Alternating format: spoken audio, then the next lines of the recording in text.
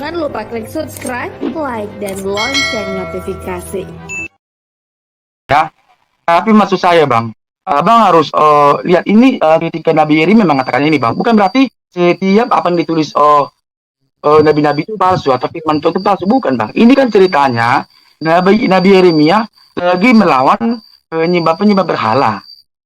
Jadi Abang harus lihat ini, kalau Abang ngurus satu ayat Bang, menurut saya Abang akan membuat cocok logi Abang sendiri gitu loh. Oke. Maksudnya Selesai.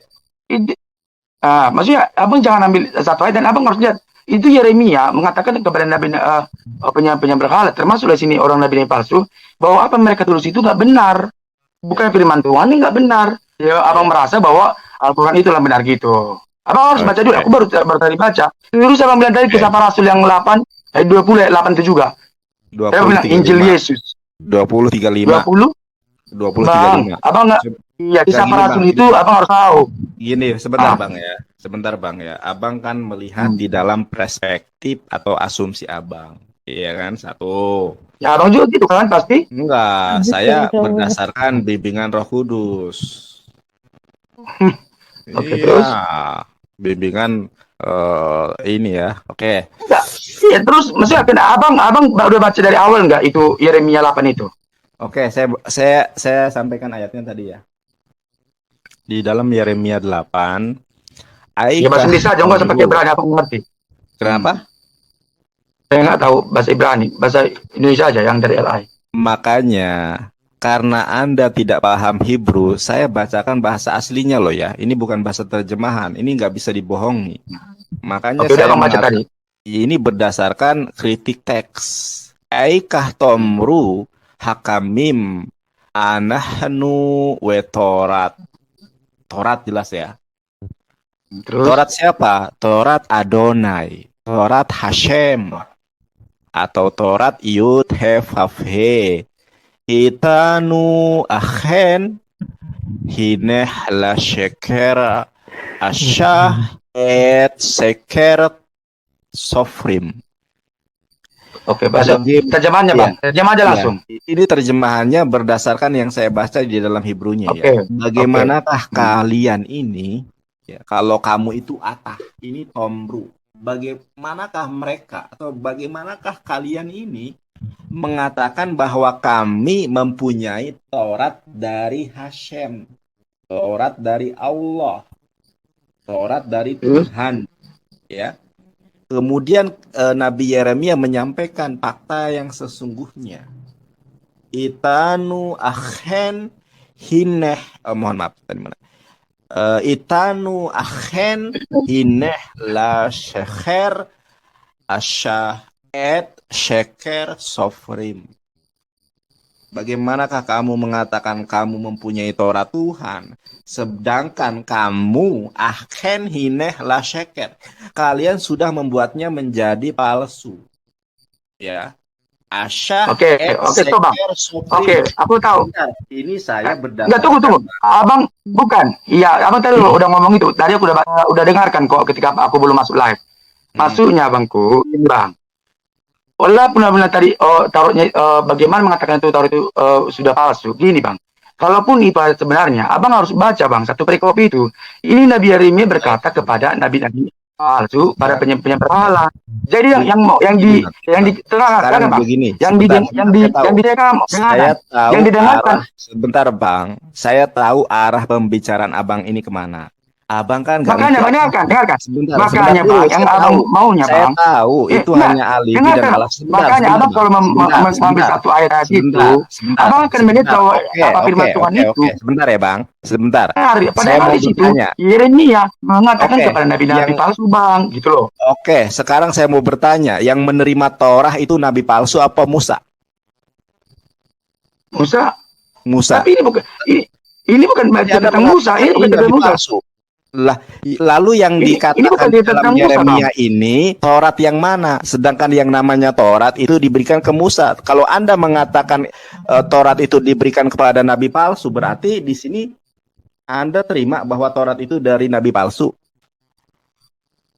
Bang, itu kan bahasa Ibrani ya. Saya kurang tahu kalau bahasa Ibrani, tapi kalau sini nggak tahu bagaimana emang bahasa Ibraninya itu Torah itu sini nggak tahu.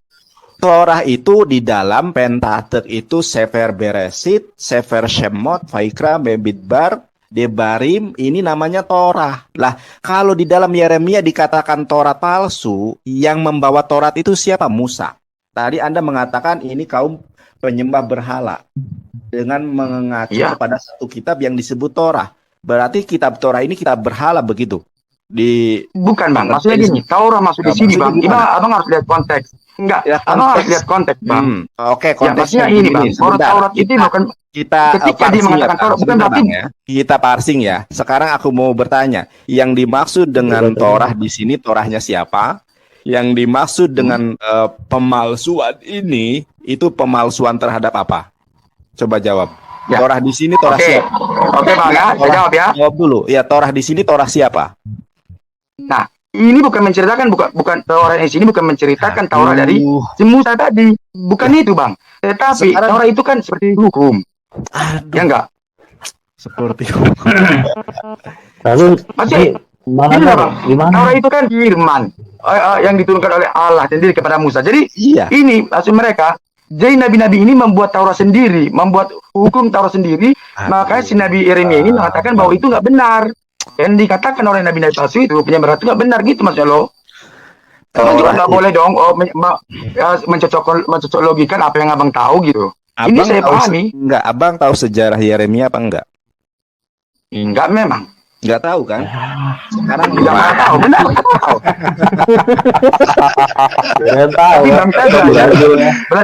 Kirain tahu. Saya penyimak nih. Ini Bang, yang namanya Bani Israel. Semua orang punya keterbatasan. Iya, makanya saya bukan teologi ya, tapi saya belajar firman Tuhan. Tidak tahu sejarah Nabi Yeremia. Anda tidak tahu sejarah Bani Israel di mana mereka itu jatuh bangun ya. Ketika Musa ada di hadapan mereka, mereka patuh. Ketika tidak ada, menyembah patung berhala dan lain sebagainya. Pasang surut Bani Israel ini terjadi sampai ke pembuangan Babilonia. Tahu pembuangan Babilonia tahu? Tahu. Gimana sejarahnya? Pada tahun berapa? Enggak tahu. Ya gini Bang, gini. Enggak, begini Bang. Gini maksudnya saya pernah berbicara konteks. Sebentar Bang ya. Sebentar Bang ya. Abang berbicara konteks. Tetapi Anda tidak tahu sejarahnya. Berbicara ayat tapi Anda tidak mengerti apa itu Torah. Di sini dikatakan Torah Tuhan. Di mana dimaksudkan di sini adalah bahwa benar-benar Bani Israel ini memang sudah kemudian melenceng dari ajaran Tuhan. Mereka memalsukan Taurat Tuhan dan itu benar-benar terjadi. Makanya di dalam Al-Qur'an katakan fawailul lilladzina yaktubunal kitaba bi'aidihim tsumma yaquluna hadza min indillah. Saya hanya membuktikan, makanya Bang, saya kenapa yakin dengan Islam itu sebagai hakul yakin, sebagai kebenaran yang hakiki, karena saya membaca Alkitab. Gitu, apa? Tapi maksud saya Bang, kalau Bang bilang juga mau, iya Taurat itu memang dikasih Tuhan kepada Musa, ya. Tapi yang di sini Bang yang dibahas oleh Nabi Yeremia, ini Nabi Yeremia menceritakan bahwa ada beberapa nabi membuat Taurat sendiri, membuat hukum sendiri, makanya Nabi Yeremia kata itu Taurat palsu, itu nggak benar, nih, gitu loh. Gini Bang, tuh ada yang ada yang ngasih nih. Kalau nggak tahu janganlah buat argumentasi kawan. Bukan argumentasi. Memang saya Bang, semua Islam juga nggak tahu juga tentang bagaimana Al-Quran, tapi kan saya mau belajar dan saya pelajari itu dari yang saya pelajari, saya baca dari bahasa Indonesia. Saya memang nggak ahli sejarah dari Alkitab atau sejarah dari Yeremia gitu loh. Gini aja Bang ya, saya mau bertanya kepada Abang. Abang percaya Injil apa enggak? Percaya ya. Injil itu ada berapa? 4. Ada 4. Injil apa saja? Matius, Markus, Lukas, Yohanes. Itu dikanonisasi pada tahun berapa? Dikanonisasi maksudnya kalau yang saya tahu dikanonisasi diresmikan sebagai Injil pilihan itu pada tahun berapa? Nggak tahu. Yang saya tahu bahwa Injil itu saya kasih tahu. Gini, Bang. Enggak. Saya hanya bertanya dikanonisasi pada tahun berapa. Kalau Anda tahu, katakan tahu. Kalau tidak, katakan tidak tahu. Biar tidak panjang lebar. Injil Matius, Markus, Lukas, dan Yohanes itu Bang dikanonisasi pada tahun 325 Masehi. Nah, Abang punya Menurut Alkitab abang nanti saya cari, Iya. cari katanya ya. Iya. Saya nggak percaya Benar sama ini. abang. Sebentar, Bang. Saya nggak Sekarang percaya saya sama mau abang. bertanya. Ya, sekarang saya mau bertanya kepada Abang. Abang di situ ada Alkitab apa enggak? Ada. Ada. Silahkan buka Galatia 1 ayat 8. Ini kita buktikan ya. Ini kitab suci Anda.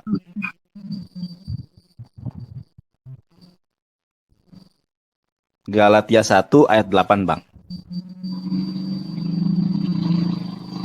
Tetapi sekalipun kami tahu, tetapi sekalipun kami tahu seorang malaikat dari surga yang memberitakan kepada kamu suatu Injil yang berbeda dengan Injil yang telah kami beritakan kepadamu, terkutuklah dia. Nah, sekarang kanonisasi pada tahun 325 Masehi. Yang berbicara di situ adalah Paulus. Galatia itu Paulus, Bang. Ada rentan waktu yang sangat jauh. Jadi sebelum Injil dikanonisasi sudah ada Injil yang diberitakan oleh Paulus. Nah, Paulus mengatakan, barang siapa yang ada orang, meskipun dia malaikat dari langit, kemudian membawa Injil lain selain daripada apa yang aku kasih kabar ke kalian, maka jangan diterima itu. Nah, nyatanya setelah Paulus mengatakan demikian, pada tahun 325 Masehi, itu muncul Injil Matius, Markus, Lukas, dan Yohanes disematkan kepada setiap para pengarangnya. Nah, artinya apa? Artinya memang ada Injil Yesus yang kemudian tidak tertulis di dalam Injil Matius, Markus, Lukas, dan Yohanes. Kita buktikan ya. Silahkan baca kisah Aku jawab dulu, Bang. Enggak, sebentar dulu. Aku jawab dulu. Ini secara Aku jawab dulu. Loh, Bang, bentar dulu, Bang. gini loh, Bang. Bentar dulu. Enggak gini. Satu ayat Kalau saja. Abang gini. Satu ayat saja. Kita buktikan ya. Biar enak. Aku mau gitu. jawab dulu Galatia ini, Bang. Bentar, Bang. Enggak. Kisah para Soalnya Rasul kalau Abang 20 bilang ayat ini 35. adalah Kisah para Rasul 20 ayat 35, satu ayat saja. Setelah itu boleh ditanggapi. Silakan. Kisah para Rasul 20 Biar ayat diskusinya nyambung 35. itu dulu coba dibaca aja tadi yang disuruh sama Bang Nandar tuh. Biar Ya. nyambung nanti boleh dalam segala sesuatu apa dikasih telah aku berikan tanggapan. contoh kepada kamu bahwa dengan bekerja demikian kita harus membantu orang-orang yang lemah dan harus mengingat perkataan Tuhan Yesus sebab ia sendiri telah mengatakan adalah lebih berbahagia memberi daripada menerima. Oke. Di manakah Yesus mengatakan lebih baik memberi daripada menerima? Coba Anda cari di dalam Matius, Markus, Lukas, dan Yohanes. Karena Matius, Markus, Lukas, dan Yohanes adalah berbicara tentang perkataan Injil. Nah, sedangkan yang dikatakan kisah Aku jawab aja, para Rasul Bang. 20. Betul. Aku jawab aja. Entar dulu ya. Kisah para Rasul 20:35 tidak terdapat di dalam Injil-Injil lain. Di dalam Injil Matius, Markus, Lukas, dan Yohanes. Artinya benar apa yang dikatakan oleh Galatia 1 ayat 8. Siapapun yang membawa Injil-Injil lain tidak seperti yang aku kabarkan, maka jangan diterima meskipun itu malaikat dari langit. Artinya apa? Artinya ada Injil asli yang memang tidak disampaikan kepada Bani Israel. Begitu, Bang. Silahkan tanggapi. Nah, ini baru enak. Ini, Bang. Ketika Rasul Paulus mengatakan seperti ini, Bang, Abang jangan berpikir kalau ketika Paulus belum, berarti Abang nanti bertanya gini, emang Paulus ada ketika Yesus datang gitu, Bang? Ketika Paulus percaya sama Yesus, dia juga percaya sama Injil, Bang. Udah, dia percaya sama Injil, maka dia percaya sama Yesus Kristus. Nah, yang dibilang si Rasul Paulus ini adalah di Galatia ini, kamu jangan percaya selain Injil yang diberitakan oleh dia sendiri dan teman-temannya seperti Petrus. Kan mereka dia kan bukan sendiri yang memberitakan firman, bukan dia sendiri. Ada Petrus, ada Yohanes, maksudnya dia menceritakan di luar Injil ini. Kamu nggak boleh percaya. Nah, sekarang kisah berapa? Kisah Bang. Kisah Rasul 8. Udah, dengarkan dulu, Bang. Dengarkan dulu. Ayat 35. Diklarifikasi loh, Bang. Dengarkan dulu. Kisah Rasul 20 35. Ada kok firman Tuhan katakan jika temanmu tidak punya jubah, berilah dia jubah. Ya, dan kalau kalian beri, jangan menerima. Dia memberikan, dia mengatakan bahwa jika dia, biar saya cari ayat mana? Oke. Ayat mana? Tunggu. Karena saya pakai ayat ini, jangan langsung handphone. Lah, Kisah Para Rasul 20 ayat 35 itu di mana diletak Injil Matius, Markus, Lukas, Yohanes di ayat berapa, pasal berapa? Tunggu. Ya udah. Iya, tunggu. Gak bakal ketemu, Bang. Kalau ketemu kasih sesuatu hadiah buat Abang. Oke Bang, Buka daripada berarti. Abang nunggu lama, ya gimana Bang Oji? Mau ditunggu nggak? Gak bakal nemu Bang. Tunggu dulu Kalau Abang nggak nemu, saya syahadatkan saja ya. sampai kiamat Asyhadu, kurang 2 hari. gak bakal ketemu Bang. Ini ada calon presiden.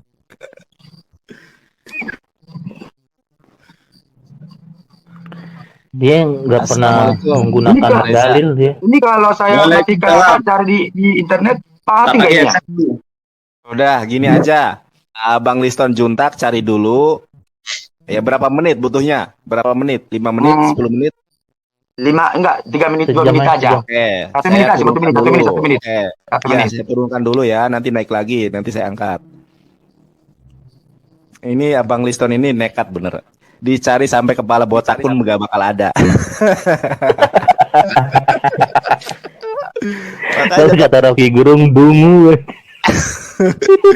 tuh aja. Calon presiden, Bang Reza. Halo. Ya, Halo. sudah dicari belum? Kalau ada nanti tak kasih Ini pulsanya. calon presiden Enggak 2024 nih. Aduh. Bang, enggak punya partai. Bang Reza, coba dicari di mana Yesus mengatakan lebih baik memberi daripada menerima. Di Enggak Matius mau buang-buang waktu, Bro. gak bakal ketemu masalahnya. Iya itu masalahnya. Nah, jadi benar yang dikatakan Al-Qur'an tadi. Ada yang bertanya juga ya. Ini teman-teman mohon maaf ya, kita tidak mendiskreditkan keyakinan tertentu, agama tertentu. Ini murni edukasi daripada menghujat seperti si Kace gitu kan. Mengatakan kitab kuning, Iya, kitab gitu ya. teroris, padahal kitab Safinatun Najah itu kitab tentang fikih gitu. Kalau Bang siapa tadi? Bang Juntak tidak menemukan, mudah-mudahan diberikan hidayah oleh Allah Subhanahu wa taala. Jadi gini Amin. ya, kalau aku mengikuti dari Uniriva sama Mas Yonatan Nandar, itu kebanyakan lawan diskusinya terlalu menggunakan asumsi daripada logika. Contoh kemarin saya sama Uniriva, itu ketika saya mempertanyakan kematian Yudas, itu gantung diri atau jatuh tertelungkup, itu kan di kisah para rasul kan jatuh tertelungkup, terus Iya. uangnya itu dibuat beli tanah. Nah, itu alasannya gini, itu bukan uang dari hasil menjual Yesus, tapi uang hasil korupsi. Nah, gitu aku, ini dapat dalil dari mana? Gitu. Kok cocok logi Zaman dulu udah gitu ada loh. korupsi ya. Udah, tapi di Yohanes ada. Zaman dulu udah ada Ada. kata korupsi. Oh, korupsinya sih enggak sih. Cuma dia ngambil ceritanya, ngambil dari uang apa bendahara, dia bendahara ceritanya, ya apa Yudas. Nah, cuma kenapa kok nganu ya? Apa untuk mendukung logika mereka itu menggunakan asumsi-asumsi yang dipaksakan. Itu loh yang gimana ya? Kita jadinya sulit untuk apa? Sulit untuk jawabnya karena gini, kita menggunakan logika lawan asumsi nggak masuk gitu loh. Kita berusaha mengajak pakai logika tapi mereka nggak mau, itu kan jadinya kan nggak match gitu loh. Terus gimana caranya kita menyatukan pandangan dalam berlogika itu gimana gitu? Abang tahu nggak kenapa saya kemudian lari ke dunia pertiktokan? Bukan lari sih, kemudian melakukan pelayanan di pertiktokan ini. Kenapa? Karena di YouTube pun sudah ngasir semua bang. Aku tangin itu udah nggak ada yang berani. Aku kemarin lihat yang itu loh, sama siapa? Udah. Warudin siapa itu? Saifuddin Ibrahim. Penantangnya pada main TikTok semua. Saifuddin Ibrahim aja yang katanya ahlul Quran, ahlul hadis, udah keteteran. Bayangkan kalau yang lainnya gitu. Bukan karena kita hebat sebenarnya bang, bukan, tetapi karena Islam itu benar. Ya, betul. Wajah akol batil inal batilakan jahuko. Sebenarnya karena satu itu. Seandainya kita waliyauzubillah ya. Misalnya saya Kristen, auzubillah. Saya pun pasti akan keteter kalau berdebat dengan orang Islam. Iya. Kenapa? Karena dalilnya begitu kuat, susah. Ya ibaratnya gini, analoginya gini. 1 tambah 1 itu 2. Sejenius apapun kita nggak akan bisa membuktikan 1+1 sama dengan 3 gitu. Itu betul. Sejenius apapun, mau otak seluruh dunia dikumpulkan, buktikan 1+1 sama dengan 3, nggak bisa. Ini sebentar, kita sudah janji tadi ada siapa nama Juntak ya. Coba nanti saya pengen tahu ada nggak? Mau tanya dulu nih. Kita nih Mas. Bang. Udah masuk. Biarin dah. Ya. Jawab, tapi bukan aku nanti bukan mau apa ya, bukan mau lari atau bukan kayak gitu ya, karena memang kebetulan aku kan jaga toko. Bukan aku Sudah. jawab dulu gitu. Iya. Aku jawab toko, ya. Iya. Kebetulan ada juga mau berobat. Gini ya. Di Lukas 3 ayat 16, Bang. Lukas 3 ayat 16. Memang ini harus abang harus dengar dulu ya. Lukas 3 ayat 16. Oke. Apa? Lukas 3 11. Oh, 11. Ya, 3:11. udah bacakan aja. Lukas 3:11. Jawabnya, barang siapa mempunyai 2 helai baju, hendaklah ia membaginya dengan yang tidak punya.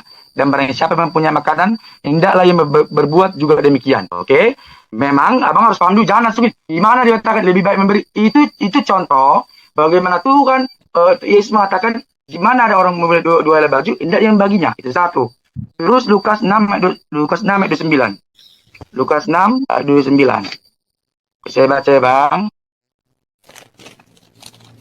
Kata Yesus, barang siapa Lukas 6 ayat 29. Barang siapa menampar pipi yang satu, berikan jugalah kepada pipi yang lain. Dan barang siapa yang mengambil jubahmu, biarkan juga yang mengambil bajumu. Bang, itu Yesus mengajarkan bahwa lebih baik memberi daripada mengambil. Jadi abang jadi gini, abang selalu kalau live ya, aku kan mau nonton juga, selalu mengatakan harus seperti itu. Bang, kadang bahasa itu nggak harus apa yang kita katakan itu baru pas. Ini kan contoh Tuhan lakukan. Kalau ada bajumu 2, berikan 1. Itu kan mengatakan bahwa kamu lebih memberi daripada menerima. Bukan Tuhan, kalau ada bajumu 3, jangan kasih. Atau nanti harapkan lagi kembali. Nggak ada Tuhan aja seperti itu. Paham Bang? Oke. Boleh aku paham jawab? saya. Oke. Boleh, Bang. Siapa sih namanya? Riza. Bang Reza kan? Oke. Benar. Tadi Silakan. di kisah para rasul berapa yang lebih baik memberi daripada 20, meminta? 20 35. 20 35. Ini kita Jadi kan yang saya minta Ah. adalah di Injil mana Yesus mengatakan lebih baik memberi daripada menerima. Injil Lukas, Bang. Iya. ya, tadi bentar. itu Sabar, Bro. biar Anda menjawab seperti yang tadi sudah Hmm. dijawab itu. Oke ya. Kisah para rasul 20:35. 20:35. Dalam segala sesuatu telah kuberikan contoh kepadamu bahwa dengan kami bekerja demikian kita harus membantu orang-orang yang lemah dan harus mengingat perkataan Tuhan Yesus, sebab ia sendiri telah mengatakan adalah lebih berbahagia memberi daripada menerima. Gini Mas Liston ya. Harus mengingat perkataan Tuhan Yesus, sebab ia sendiri telah mengatakan. Berarti Frasanya sama dengan ini. Lah tadi Mas Liston itu ceritanya mencari dalil yang sehubungan dengan ini. Tidak menemukan kata yang sama dengan ini gitu loh Mas Liston. Pembahasan diskusi itu gitu. Ya Bang Reza. Contoh Ini saya loh. ilustrasikan ya. Ini. Sebentar, Liston. Jadi cara menunjukkan sesuatu apa yang katakan Yesus enggak harus Bang. Sebentar, apa Liston, namanya? Enggak harus sesuai dengan apa. Maksudnya gini loh. Kadang kita pun Bang kalau gini lah, ada guru menceritakan seperti ini. Kan ketika kita menangkap satu perkataan itu kan nggak harus sesuai gitu loh. Apa yang mungkin tapi arahnya sama. Intinya gitu. nggak ada kan. Tuhan Intinya nggak mengatakan, ada. Gini aja Bang. Gini aja. memberilah. Intinya, Itulah contohnya Bang. Jadi abang kalau abang bilang harus seperti itu, ini sudah cara Tuhan. oke. Karena Tuhan Yesus Intinya mengatakan kalau ada bajumu dua beri. ya. Bukan mengatakan cuma beri dan menerima. Gini Mas Intinya Liston. nggak ada. Gini Mas Liston. Sebentar Bang, aku kasih ini dulu, kasih ilustrasi sederhana aja. Yonatan Nandar mengatakan lebih enak susu daripada kopi. Nah, ini jelas perkataan saya. Aku berkata lebih enak susu daripada kopi. Terus Bang Liston aku mengatakan wah enak banget ya sirup ini. Terus kok dikaitkan dengan lebih baik susu daripada kopi, itu ilustrasinya. Yang saya minta itu adalah di mana Yonatan Nandar mengatakan lebih enak susu daripada kopi. Terus Bang, Anda soal ini jawab, sudah bang, itu udah berbeda dengan firman ini bang. Bukan. Firman ini jelas tak bacakan Berbeda sekali loh, bang. Kalau lagi. itu orang yang buat itu kan begini loh.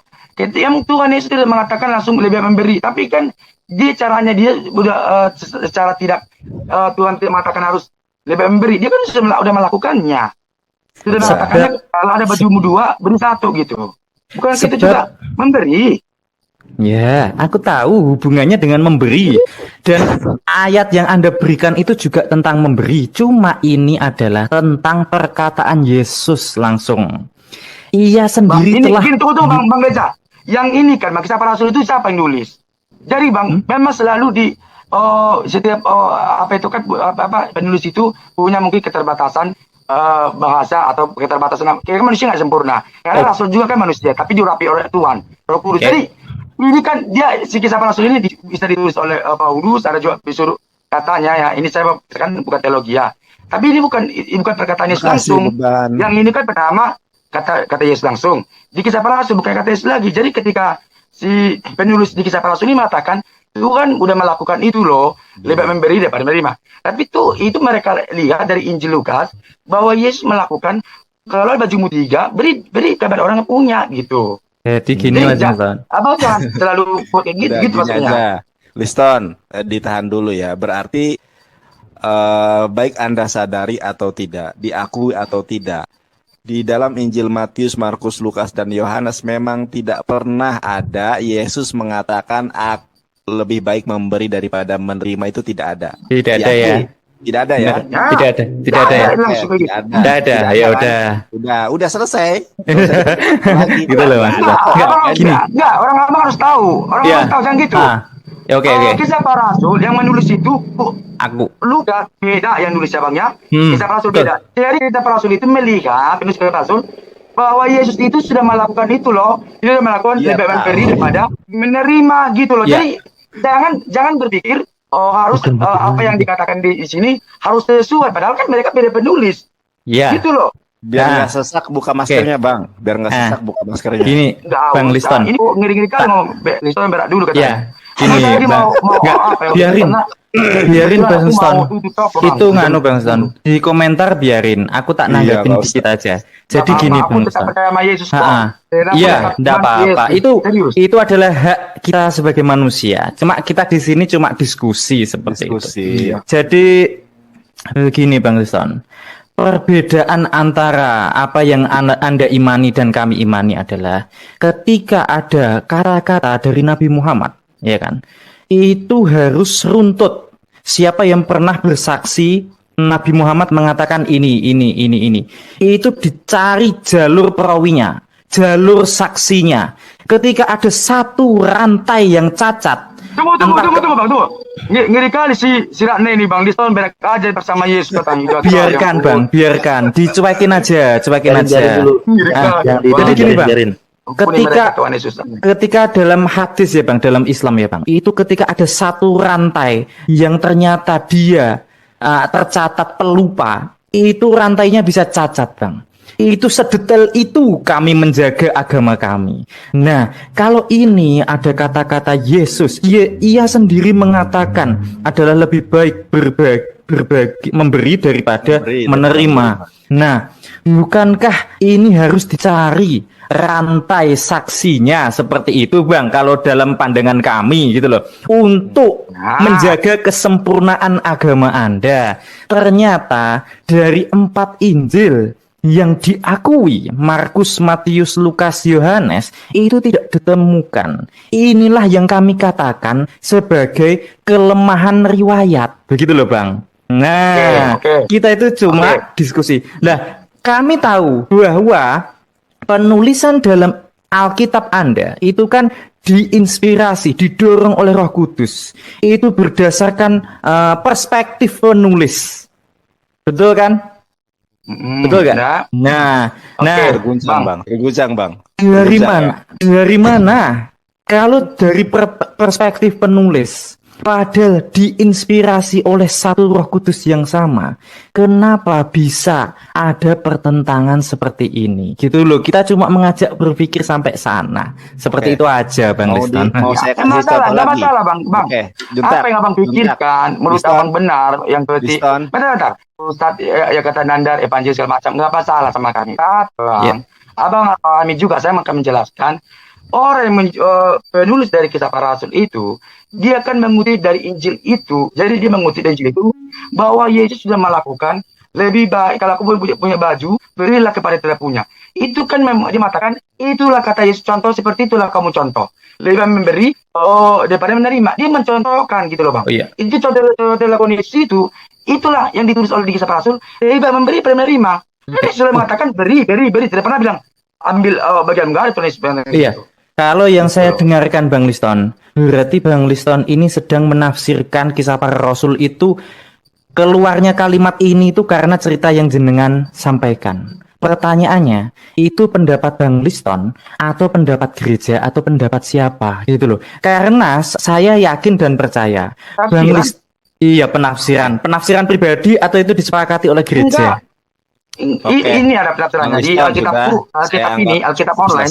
Saya bukan tafsiran, saya nggak tahu. Saya kan baca sama tafsiran. Dengar kan bang? Jadi bang, itu kan di Kisah Para Rasul itu kan, itu Paulus mengatakan itu kan perpisahan dia dengan jemaat di daerah itu. Nah, maksudnya ketika mereka menulis itu, kan dia mengatakan bahwa Yesus sudah melakukan itu loh di Injil ini, bahwa dia terus memberi, tidak pernah menerima. Makanya dia menuliskan lebih baik memberi daripada menerima gitu. Jadi kalau bilang kata Yesus, bang, saya nggak paham dengan Ibrani. Saya akan pelajari nanti Ibraninya, karena bisa nggak paham. Karena memang saya juga belajar, saya nggak teologi. Saya akan belajar apa arti Ibraninya itu, gitu loh. Karena semalam juga aku dapat Bang Reza juga kan.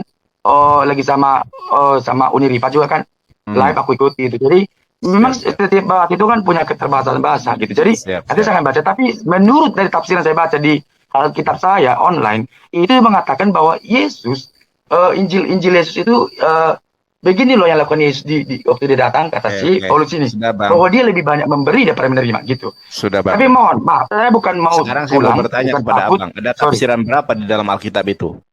Abang ngerti nggak tafsir Yerusalem? Saya nggak pakai tafsir Yerusalem. Yang dipakai tafsir apa? Nanti kalau aku buka mati nih. Bukan. Enggak, saya nggak hafal sama kitabnya sendiri. Gimana lah? Nggak ngerti kan? Sekarang aku mau. Enggak. Nanti kalau ini kan di online, tadi kan saya aja kau cari kan aku bilang matikan sebentar bang. Lu coba bukan gitu loh. Tapi gini, bukan aku mau keluar. Bukan Mungkin Bang Liston punya kesibukan mungkin ya. Jangan pulang. Gitu. Tapi saya bukan takut atau kalah seperti apa, enggak. Setiap hari Enggak. Okay, Kita nggak mencari siapa yang menang, kita cuma diskusi. Oke. Siap. Monggo. Hati-hati. Ya, monggo. Bang Nandar dan Bang Reza mau nanya nih. Oke. Mas Andri ya? Sebenarnya Injil Barnabas itu masih ada nggak sih? Ada Injil Barnabas, ada, saya punya itu Injil Barnabas. Cuma gak diakui. Nah, kan padahal kan dia pengikut setia yang istilahnya itu lebih mendekati dengan ajaran Nabi Isa kan ketimbang Injil-Injil yang 4 tadi itu. Suara saya jelas nggak bang? Jelas. Jelas nggak? Tadi ada yang bilang nggak jelas. Mungkin karena saya jauh. Kalau saya jauh mic-nya nggak kedengeran. Gimana? 2 poin aja Pak ya, soalnya kan banyak yang antri juga. Ya, kalau nanti Bapak sudah cukup puas, ya mungkin gantian dengan yang lain. Ya, baik Pak Nanda. Nah, permasalahannya adalah yang punya Tuhan. Ini yang Tuhan Yesus yang saya maksud ini apakah sama dengan Isa yang ada di Al-Qur'annya Mas Nanda atau beda? Sama. Nah, Isa dan Yesus itu sama, cuma perspektif yang berbeda. Di dalam Kristen sendiri perspektifnya tidak sama. Tunggu Mas Nanda. Ya. Tunggu kan. Jikalau sama, bagaimana mungkin Mas Nanda samakan Tuhan Yesus yang lahir di kandang domba, sementara Isa yang ada dalam Quran itu lahir di di bawah pohon kurma. Oke, Bisa boleh saya jawab. dijelaskan? Boleh saya jawab. Oke, boleh saya jawab. Silakan bos. Nah, Yesus di dalam Al-Quran lahir di kandang kurma itu ada ayatnya. Sekarang saya mau bertanya, di mana ayatnya Yesus lahir di kandang domba? Tunjukkan. Tunggu ya. Ya, coba sekarang Bapak cari, minta kepada Roh Kudus Bapak untuk memberikan jawab yang tepat, karena saya bertanya kepada gembala sidang, kepada doktor teologi pun tidak ada yang sanggup menjawab pertanyaan saya. Di mana ayatnya Yesus lahir di kandang domba? Jadi ketika ada sebuah narasi, Isa bukan Yesus, karena Yesus lahir di kandang domba. Isa lahir di bawah pohon kurma. Ketika saya tanya, di mana ayatnya Yesus lahir di kandang domba? Silakan. Bentar saudara ya. Bentar. Ya, Bapak tanya aja kepada teman-teman yang di live chat yang ada di sini. Jadi teman-teman yang Kristen kalau bisa dapat informasinya ayatnya sambil saya mencari juga langsung diinformasikan Pak Nandar. Ini kan untuk menggali pengetahuan kita tentang bagaimana kita beragama. Ya, demikian. Silakan di ini ya. Yesus lahir di kandang domba. Ini ada bocoran Lukas 2 ayat 7. Silakan dibaca. Bapak punya Alkitab enggak? Lukas 2 ayat. Ada. Silakan dibuka Lukas 2 ayat 7. Ini ada bocorannya. Kalau saya handphonenya cuma satu, dulu 2, cuma rusak handphone saya jadi 1. Kalau dulu ketika ada teman Lukas 2 ayat 7, saya langsung buka di handphone satunya. Ini 1.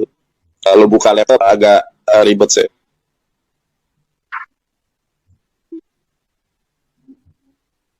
Nah, nanti baru kita bedakan Isa dan Yesus itu beda atau enggak. Tapi banyak Benar. silakan Lukas 2 ayat 7.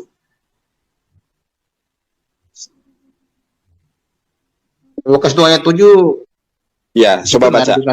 Belum. Dan ia melahirkan seorang anak laki-laki, anaknya sulung, lalu dibungkusnya dengan lampin dan dibaringkan dalam palungan karena tidak ada tempat bagi mereka di rumah penginapan. Iya. Jadi tidak ada ayat di dalam Biblos yang menyatakan Yesus lahir di kandang domba. Kenapa Yesus ditaruh di palungan? Karena dia tidak mendapatkan penginapan penuh. Artinya apa? Artinya Yesus tidak lahir di kandang domba, kecuali kalau di Al-Quran kan jelas ayatnya, di mana Maryam atau Bunda Maria ini di bawah pohon kurma, terus kurmanya itu digoyangkan, lalu jatuhlah buah kurmanya, kemudian mengalirlah aliran sungai, dan Maria bisa melahirkan dan bisa meminum serta bisa memakan kurma. Dan ternyata ketika diteliti, kurma itu dapat bermanfaat bagi orang yang sedang bersalin begitu ya. Ada ayatnya. Sementara Bapak akui atau tidak, mohon maaf ya, saya tidak memancing emosi. Yesus lahir di kandang domba ini, tidak ada ayatnya. Yang ada adalah Yesus ditaruh di palungan. Itu bukan kandang domba, palungan itu. Iya, nggak ada ayatnya, Pak. Mau Lukas 2 ayat 7, mau ayat berapapun di dalam Injil kanonik, bahkan di dalam Injil apokrifa sekalipun tidak terdapat di mana Yesus itu dilahirkan. Jadi pertanyaan saya adalah, kalau ingin membedakan Isa dengan Yesus karena kelahiran, siapa yang menyatakan Yesus lahir di kandang domba? Dari mana rujukannya? Oke, tadi juga palungan itu bukan kandang domba ya Pak ya. Karena kenapa ditaruh di palungan kan Bunda Maria itu mencari tempat penginapan begitu ya. Karena sudah penuh baru ditaruh di palungan. Nah, tempat kelahirannya di mana? Biblos atau ayat-ayat Injil sendiri tidak mencatat. Jadi sesuatu yang baru. Ya, jadi ini informasi buat teman-teman yang hadir, teman-teman Kristen. Pak Heri menyampaikan dengan bijaksana, saya ladeni dengan bijaksana.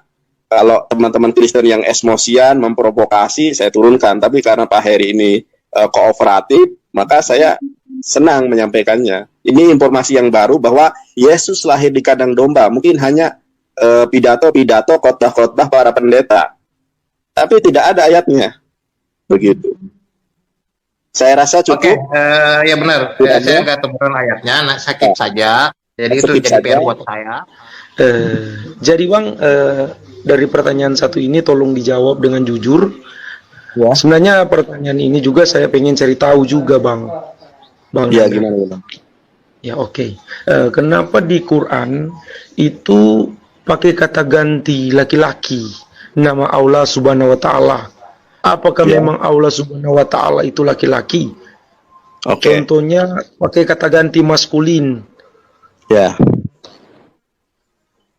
Oke, sudah. Oke, sudah. Ya, saya menyimpulkan kenapa Abang bertanya seperti ini karena kebanyakan teman-teman Kristen ini memang tidak mengenal original teks Perjanjian Lama yang merupakan berbahasa Ibrani, Perjanjian Baru yang merupakan bahasa Yunani. Jadi begini Bang, bahasa Ibrani dengan bahasa Arab itu satu rumpun. Ini ada korelasi dengan pertanyaan Abang ya. Nah, di dalam Ibrani mengenal tentang nekeva dan muzahar. Nekeva itu adalah kata kerja, kata benda yang ditujukan untuk perempuan. Kemudian muzahar adalah kata kerja, kata benda yang ditujukan untuk laki-laki. Tetapi kata benda ini tidak selalu identik dengan jenis kelamin. Contoh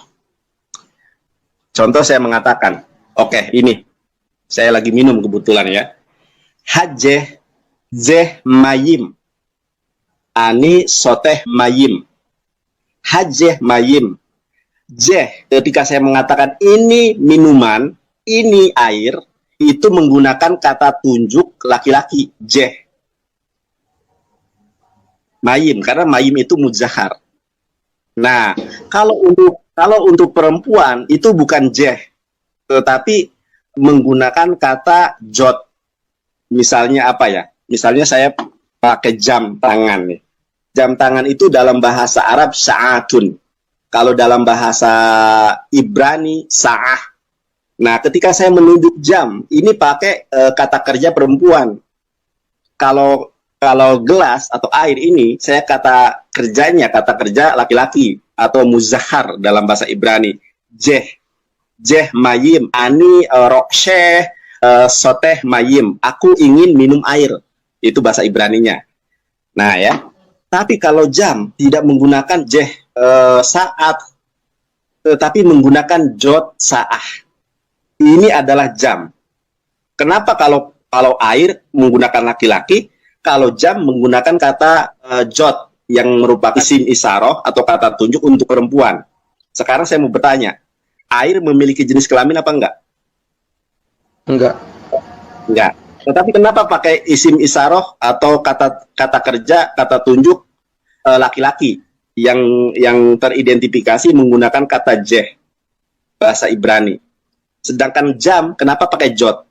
Apakah jam ada jenis kelaminnya perempuan? Kok pakai jot? Kemudian minuman, bismillahirrahmanirrahim. Ini adalah laki-laki, mana nih jenis kelaminnya? Jadi begini Bang. Kaidah bahasa Arab dengan kaidah bahasa Ibrani itu agak mirip. Mengenal dengan muzahar atau maskulin, nekeva atau feminim. Ketika menggunakan kata maskulin, belum tentu dia laki-laki. Itu tadi mayim, air. Ketika jam kok pakai jot, bukan pakai jeh, apa ini ada mohon maaf, ada alat kelamin perempuannya? Kan nggak ada. Itu setiap bahasa itu memiliki kaidah, memiliki gramatikal. Nah, gramatikal antara maskulin dan feminim itu tidak menunjukkan bahwa itu adalah berjenis kelamin laki-laki. Bahkan di dalam perjanjian lama, ketika Adonai, Hashem, Yahweh, atau Yehova itu tidak menggunakan nekeva, menggunakan muzahar. Apa sama dengan bahasa Arab? Ketika Allah itu selalu menggunakan bentuk muzahar atau maskulin, tidak menggunakan mu'anas atau perempuan. Di dalam perjanjian lama saja pakai muzahar. Kenapa? Oh, berarti Allah berjenis kelamin laki-laki. Bukan seperti itu logikanya. Ini adalah bagian dari gramatikal atau gaya bahasa. gaya bahasa di bahasa Arab dengan bahasa Ibrani hampir sama. Ini akan mudah dipahami ketika saya menjelaskan antara air dan jam.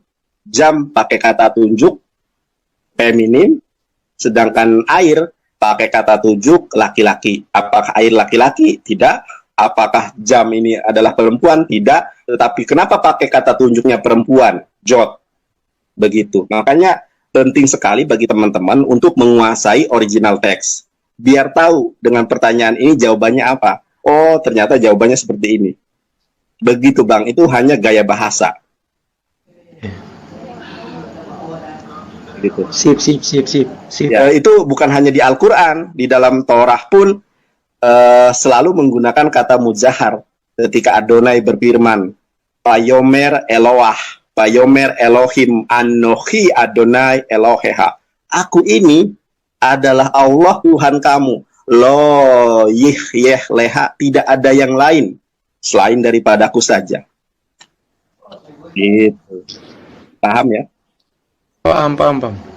Ya, begitu Bang. Mudah-mudahan Abang terberkati dan mudah-mudahan Abang menjadi salah satu orang yang dipilih Tuhan, dipulihkan menjadi pribadi baru. Insya Allah. Haleluya. Insya Allah. Betul. Saya terima kasih kepada Abang ya pada kesempatan malam hari ini yang berdiskusi santun-santun semua, tidak menghujat, tidak mencaci maki. Ini yang kita harapkan. Kita berbagi informasi, kita berbagi edukasi, wawasan dan keilmuan. Ya kiranya menjadi berkat untuk kita.